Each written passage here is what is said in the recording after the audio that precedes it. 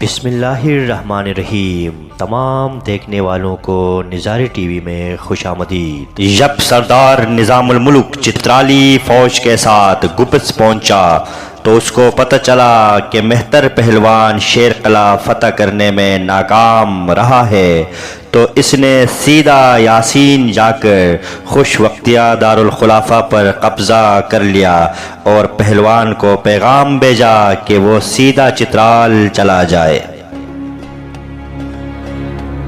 اب پہلوان کو چترال جانے کے سوا اور کوئی چارہ نظر نہیں آیا۔ مہتر پہلوان کے دل میں یہ بدنیتی تھی کہ شیر قلعہ فتح کرنے کے بعد شاہ کلان کو کسی نہ کسی طرح اپنے راستے سے ہٹائے۔ پہلوان نے شاہ صاحب کو اس مہم کی قیادت اس لیے سونپی تھی کہ ان سے راجہ پونیال اور اہلیان پونیال بدظن ہوئے اور خود شاہ صاحب کو راستے سے ہٹانے کا سامان کرے، لیکن قدرت کو کچھ اور ہی منظور تھا۔ پہلوان خود اپنے تخت سے بھی محروم رہا اور چترال پہنچنے کے فوراً بعد مقدس امان کے ہاتھوں قتل بھی ہوا۔ البتہ شاہ صاحب کے لیے راجہ پونیال کے دل میں عداوت کا بیج بو کر گیا۔ اس مہم کی قیادت کی وجہ سے راجہ اکبر خان سید شاہ کلان ثانی کا جانی دشمن بن گیا۔ بالآخر دشمنی اس حد تک پہنچی کہ سید شاہ کلان کو استور لے جا کر نظر بند رکھا گیا۔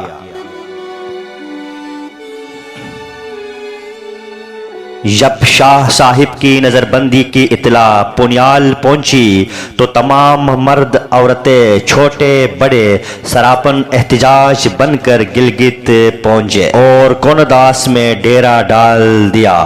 حکومت مجبور ہو گئی اور شاہ صاحب پر عائد نظر بندی ہٹا دی گئی اور شاہ صاحب کو باعزت طریقے سے اپنے آبائی وطن یاسین برانداز پہنچا دیا گیا، اور حکومت نے راجہ اکبر خان اور شاہ صاحب کو سختی سے ہدایت کی کہ وہ ایک دوسرے کے مذہبی معاملات میں مداخلت نہ کرے۔ اس طرح سید شاہ کلان ثانی نے اپنی باقی زندگی برانداز میں گزاری۔ آپ کا مقبرہ بھی برانداز میں موجود ہے۔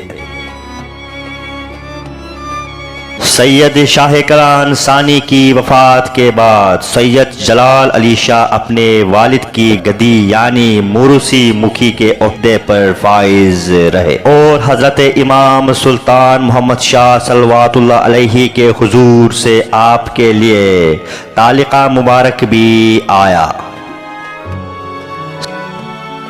سید جلال علی شاہ اپنے والد شاہ کلان ثانی کا اکلوتا فرزند تھا۔ آپ کی تعلیم و تربیت کے لیے شاہ کلان نے چترال سے ایک معلم کو بلایا تھا جس کو چٹور کھن میں ارضیات دے کر بسایا گیا۔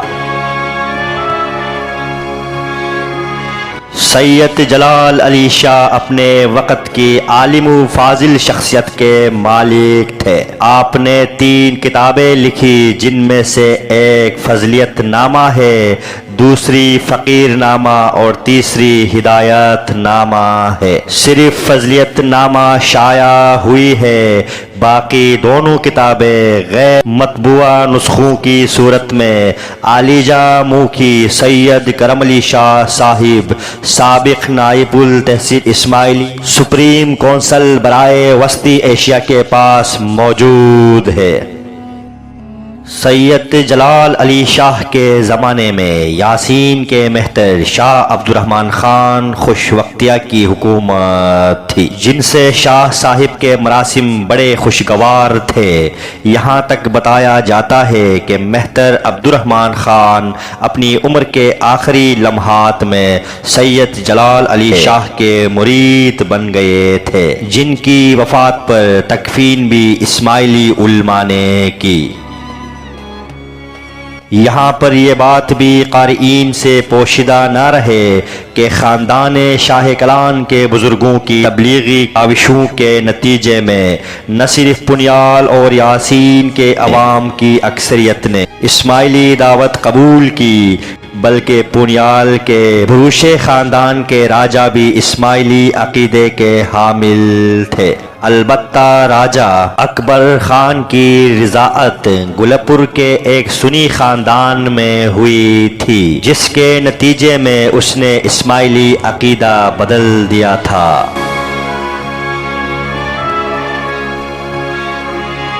جبکہ بروش خاندان کی باقی شاخیں آج بھی اسماعیلی عقیدے پر قائم ہے۔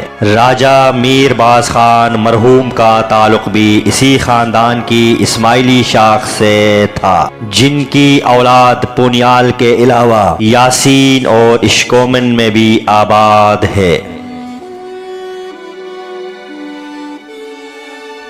بروش خاندان کے راجاؤں کے علاوہ میر علی مردان خان وخانی بھی اسماعیلی تھا، جس نے علاقہ اشکومن میں حکومت کی ہے۔ میر علی مردان خان میر فتح علی خان وائی وی خان کا بیٹا تھا، جس نے 1880 میں کابل کے حکمران امان اللہ خان سے ذاتی رنجش کی بنا پر اپنے بہت سے دوستوں کے ساتھ وی خان سے چترال ہجرت کی تھی۔ یہاں مہتر چترال امان الملک نے میر علی مردان خان کو اپنی دامادی میں قبول کیا، پھر بعد میں علی مردان خان کو علاقہ اشکومن کا گورنر بھی بنایا گیا۔ میر علی مردان خان کی کوئی نرینہ اولاد نہیں تھی، صرف ایک صاحبزادی تھی جس کی شادی یاسین کے خوشوختیہ خاندان کے حکمران مہتر شاہ عبد الرحمن خان سے ہوئی تھی۔ میر علی مردان خان کے ساتھ آنے والے دوستوں کو اشکومن کے بلائی علاقہ گوجال میں بسایا گیا ہے، جو سب کے سب اسماعیلی اور خالص ویخی نسل و زبان کے لوگ ہیں۔ سابق ریاست چترال اور ورشگوم یاسین غزر کے علاقے میں غالباً پیر ناصر خسرو کی عہد و حیات ہی میں اسماعیلی دعوت کا آغاز ہوا تھا، چونکہ علاقہ یاسین غزر اور چترال کا اثر اکثر دفعہ سیاسی الحاق ہوتا رہا ہے۔ کبھی ورشگوم یاسین غزر مہتران چترال کے زیر نگین رہا ہے تو کبھی چترال کا علاقہ مستوج مہتران یاسین کے زیر اثر رہا ہے۔ اس طرح اسماعیلی دائیوں کی عام طور پر علاقہ چترال اور علاقہ ورشگوم کے درمیان آمد و رفت ہوتی رہی ہے۔ اگرچہ ان علاقوں میں اسماعیلیوں کی واضح اکثریت رہی ہے، لیکن حکومت ہمیشہ غیر اسماعیلیوں کے پاس رہی ہے۔ اس لیے یہاں کی جماعت کو تاریخ کے مختلف ادوار میں اپنے عقائد پر قائم رہنے کے لیے بے شمار قربانیاں دینی پڑی ہے۔ اسی طرح ورشگوم کے حکمران خاندان خوشوختیہ کی شاخ میں سے شاہ عبد الرحمن ابن الملک امان وائی مستوچ کے 6 بیٹوں میں سے 4 بیٹوں مغل امان، کامران، صاحب قرآن اور دولت امان کی اولاد جو یاسین میں آباد ہے، آج تک اسماعیلی عقیدے پر قائم ہے۔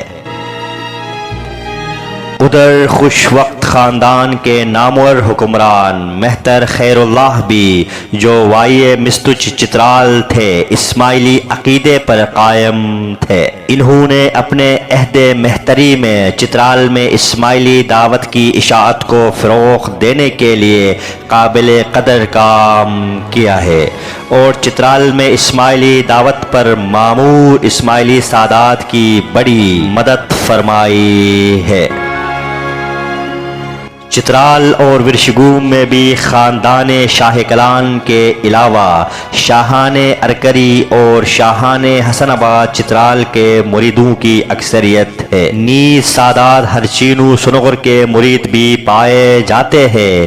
یہاں پر خاندان شاہ کلان کا شجرہ بھی ہم آپ سے شیئر کر رہے ہیں۔ سید کرم علی شاہ کا بیٹا سید شاہ ظہور، سید شاہ ظہور کا بیٹا سید باقر شاہ، سید باقر شاہ کا بیٹا سید کریم حیدر، سید کریم حیدر کا بیٹا سید شاہ کلان ثانی، سید شاہ کلان ثانی کا بیٹا سید جلال علی شاہ، سید جلال علی شاہ کا بیٹا سید جمال علی شاہ، سید جمال علی شاہ کا بیٹا علیجہ موکھی سید کرم علی شاہ۔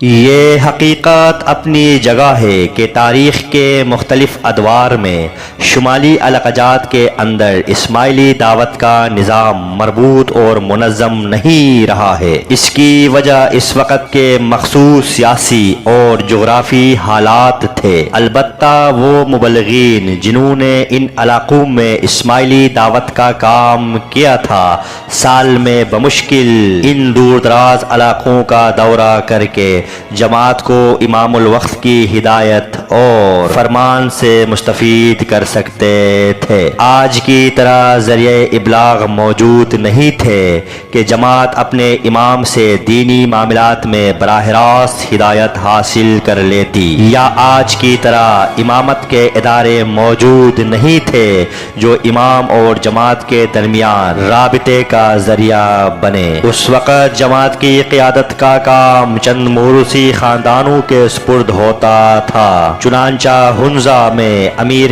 ہنزہ امام کی طرف سے اس کام کے لیے مامور ہوتے تھے، جبکہ ان علاقوں میں جہاں سیاسی اقتدار غیر اسماعیلیوں کے پاس تھا، موروثی مکھیوں کے ذریعے یہ کام انجام پاتا تھا۔ سریقول، بدخشان، چترال اور غزر وغیرہ، ان میں موروثی مکھیوں کے اپنے مخصوص حلقہائے دعوت تھے جہاں وہ یہ کام چلاتے تھے۔ نظاری ٹی وی کے ویڈیوز دیکھنے کا شکریہ۔ یا علی مدد۔